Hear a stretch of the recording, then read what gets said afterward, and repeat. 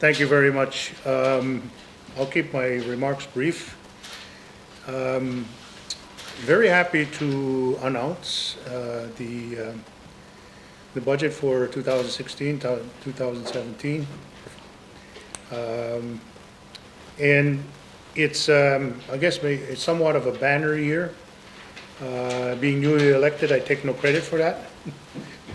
It's already things that were in existence to try and clarify and correct certain situations that had arisen over the years. And due to the very, I would say, due to the diligence of our finance department, of all of the operation, people working hand in hand to make sure things are correct, we've been able to come up with, I guess I could say, a surplus. Operating surplus. Operating surplus, which is very good.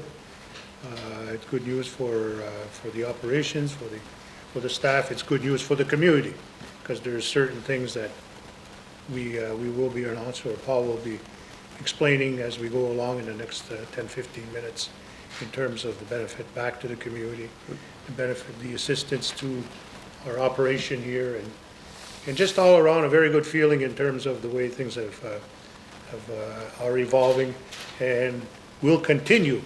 I'm not just saying hopefully, but will continue to evolve as time goes on over the next few years. So with those few words, I'll ask Paul to take it from here. Okay. So this year the Mohawk Council of Kahnawake is proud to announce we have finalized our fiscal year 2017-18 budget in the amount of $51,761,407. This year the budget is over $50 million for the first time in the history of the community. A major reason for that is that about $11 million is being appropriated back into reserves. So that $11 million is not expenses, that's money that we're putting back into the savings of the community, which is a major reason why.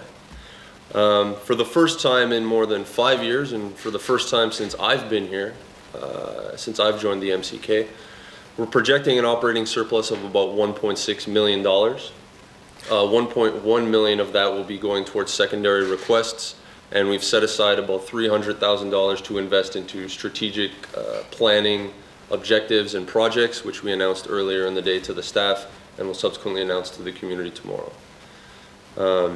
In terms of growth factors, I mean, the real two main reasons why we're able to run an operating surplus comes from top line revenue growth.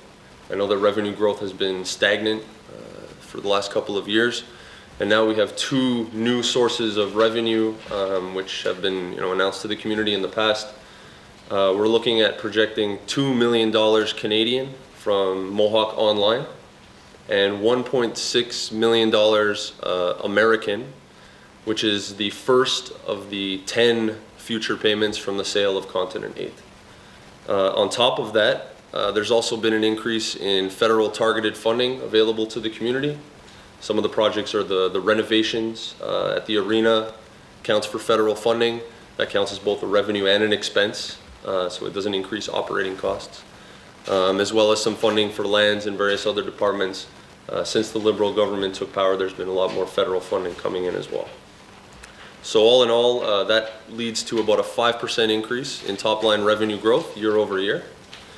And I think what's most impressive is that we were able to maintain a steady growth on operating expenses.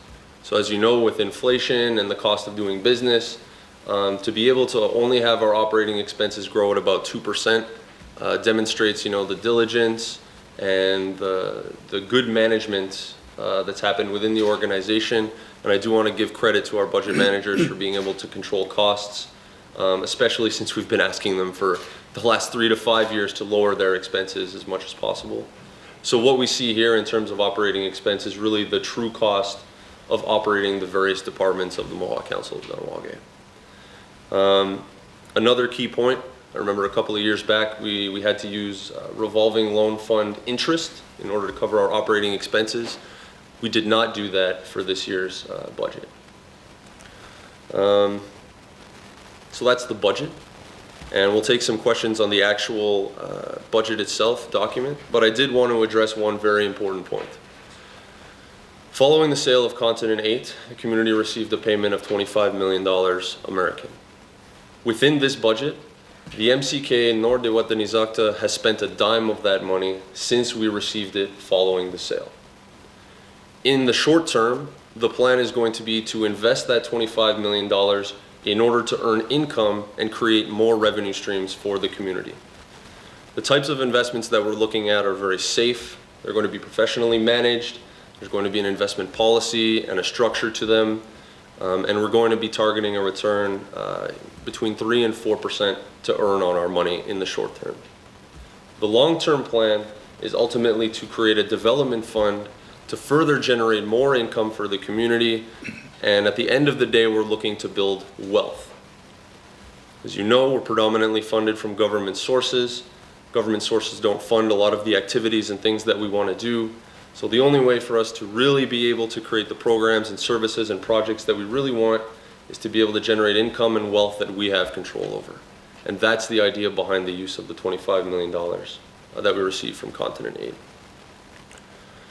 Having said that, we recognize that there's an immediate need within the community for some form of investment, especially to underfunded projects and programs. So what we're going to do is in the near future, in the next couple of months, spring, summer, fall, you'll hear more details. We're going to be investing $3 million Canadian into socioeconomic initiatives and programs here in the community. That money is not designed to generate income. It's designed to have a socioeconomic benefit to the community at large and to benefit the social fabric and the people here within the community.